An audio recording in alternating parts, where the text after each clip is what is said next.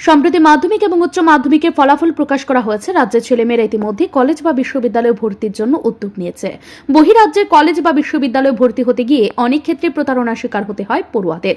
অনেকেই না জেনে না বোঝে কলেজে ভর্তি হয়ে যায়, পরে দেখা যায় এই কলেজে সরকারি কোনো স্বীকৃতি নেই। রাজ্যের ছেলে মেয়েদের যাতে এই ধরনের প্রতারণার শিকার হতে না হয়, এর জন্য তাদেরকে শিক্ষা প্রতিষ্ঠানে ভর্তির বিষয়ে সব ধরনের সহযোগিতা করবে তিপ্রা মথা দলের ছাত্র সংগঠন টিআইএসএফ। শুক্রবার রাজধানী উত্তর গেটে একটি হোটেলে এই উদ্যোগের কথা জানিয়েছেন সংগঠনের রাজ্য সভাপতি সাজরা দেববর্মা।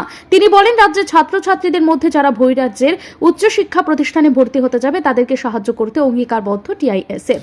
দক্ষিণ ভারত সহ দেশের বিভিন্ন রাজ্য উচ্চশিক্ষা প্রতিষ্ঠানে ভর্তি হতে যারা যাবেন তাদেরকে গাইড হিসেবে এই সংগঠনের প্রতিনিধিরা কাজ করবেন।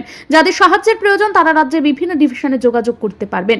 সাজরা দেববর্মা মনে করেন, ত্রিপুরার ছেলেমেয়েরা বহিরাজ্যে গিয়ে উচ্চশিক্ষা প্রতিষ্ঠানে ভর্তি হতে গেলে বা হওয়ার সময় প্রতারণার শিকার হয়, তাই তারা রাজ্যের ছেলেমেয়েদের সাহায্য করতে চায়। ইতিমধ্যে তারা বেশ কয়েকটি শিক্ষা প্রতিষ্ঠানের সঙ্গে কথা বলেছেন। সেদিক থেকে তারা রাজ্যের ছেলে মেয়েদের জন্য হেল্প ডেস্কের মতন কাজ করবে। তিনি বলেন, রাজ্যের বেশিরভাগ ছেলে মেয়েরা দেরাদুন, দিল্লি, বেঙ্গালুরু প্রভৃতি রাজ্যে শিক্ষা প্রতিষ্ঠানে ভর্তি হয়।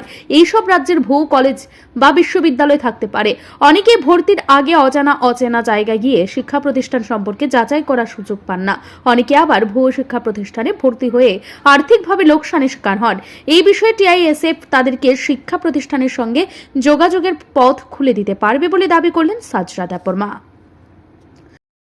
পড়তে যান ওরা তো একদম প্রতারণা হই, কিন্তু ওদের সাথে যে আমাদের গার্জেন আছে ওরা আরও মেন হয়, কারণ আমাদেরকে যে ফাইন্যান্সিয়াল সাপোর্ট করে ওরা তো আমাদের প্যারেন্টস হয়। তো প্যারেন্টসেরও এখানে অনেক কিছু মানে অসুবিধার এখানে সৃষ্টি হয়। তো ওইসবের আমরা সমাধানের জন্য এই কাজটা করছি। আমরা অল ওভার ইন্ডিয়াতে যেখানে আমাদের ত্রিপুরা রাজ্য থেকে ম্যাক্সিমাম স্টুডেন্টরা যায়, ব্যাঙ্গালোর, দেরাদুন, দিল্লি, যে আমাদের নর্থ ইস্টের মধ্যে আছে গুয়াহাটি, মেঘালয়, ওইখানে আমরা বিভিন্ন প্রাইভেট বড় বড় কলেজের সাথে আমরা সব সম্পর্ক করেছি। আমরা কলেজের সাথে কথা বললাম, এখন ওদের সাথে আমরা ডাইরেক্ট লিঙ্ক আপ হয়েছি। তো লিঙ্ক আপ হয়ে এখন আপনারা যারা অ্যাডমিশন এখান থেকে নেবেন ত্রিপুরা রাজ্য থেকে, যদি আমাদের সাহায্য আপনারা চান তাহলে আপনাদেরকে সাহায্য করতে পারবো। এখানে আমাদের কোনো ফিস দিতে হবে না, আমাদেরকে কোনো কিছু মানে আপনারা ফিস ফান্ড এসব কিছু দেওয়ার দরকার নেই। আমরা বাস এখানে আপনাদের অ্যাসিস্ট্যান্টের জন্য আছি আর আপনাদেরকে সাহায্য করার জন্য এই প্রেস মিটের মাধ্যমে আজকে জানানো হলো। আমাদের ত্রিপুরা রাজ্যে বিভিন্ন ডিভিশন আছে, ডিভিশনের কনভেনারদের আমরা নাম্বার দিয়ে দেবো। আপনাদের যে কোনো ডিস্ট্রিক্ট থেকে হোক, আপনারা ওই ডিভিশনের যে তবে টিআইএসএফ থেকে যেভাবে রাজ্যের ছেলে মেয়েদের সাহায্য করার অঙ্গীকার করেছে, সেভাবে রাজ্যের উচ্চশিক্ষা দপ্তর থেকেও হেল্প ডেস্কের মাধ্যমে এই ধরনের সহযোগিতা করা যেতে পারে। তাতে করে রাজ্যের ছেলেমেয়েরা অন্তত প্রতারণার শিকার হবে না।